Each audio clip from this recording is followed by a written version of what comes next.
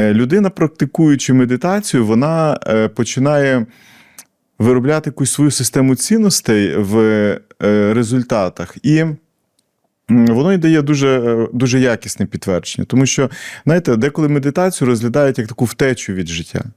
Це неправильно. Тобто медитація – це більше інструмент, який нас готує до життя.